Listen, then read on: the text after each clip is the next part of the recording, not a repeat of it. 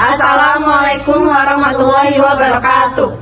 Saya Nasyu Irma Persulia. Saya Riana Nafita. Saya Nadia Syara Fatimah. Saya Mariana Neda Putri. Saya Kasabrina Yosi Pratiwi. Kita akan mempresentasikan peta konsep yang bertemakan dengan relativitas fisik.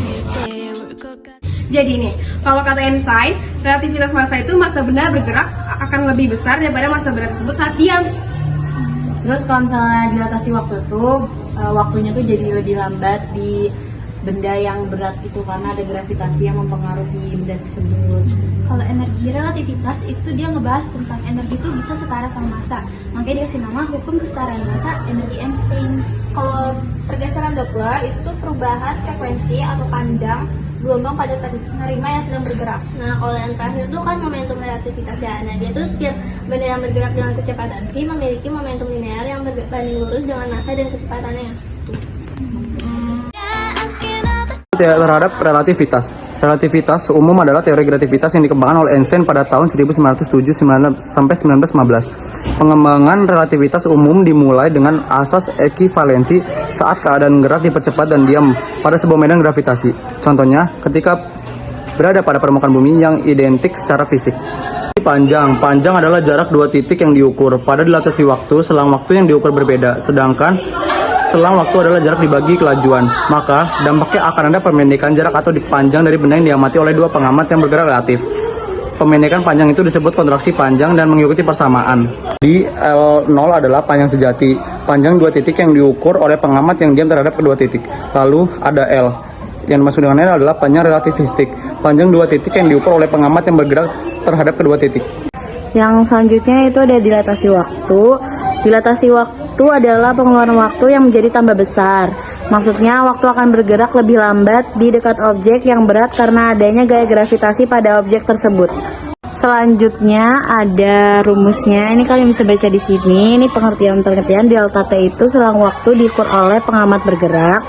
Delta T0 itu selang waktu diukur oleh pengamat diam, yaitu faktor Lorentz. V itu kecepatan relatif, C itu laju cahaya.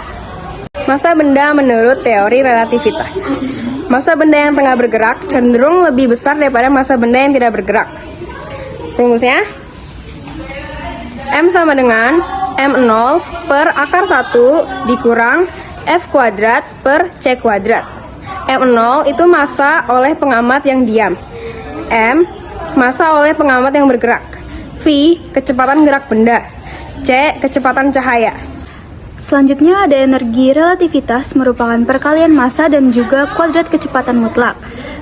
Pada energi relativitas ini memiliki kemungkinan bahwa energi dan massa dapat setara, sehingga pada hukum kali ini juga disebut hukum kesetaraan massa energi Einstein. Rumusnya mc kuadrat per akar 1 min v kuadrat per 2 min mc kuadrat. Rumusnya mc kuadrat per akar 1 min v kuadrat per 2 min mc kuadrat.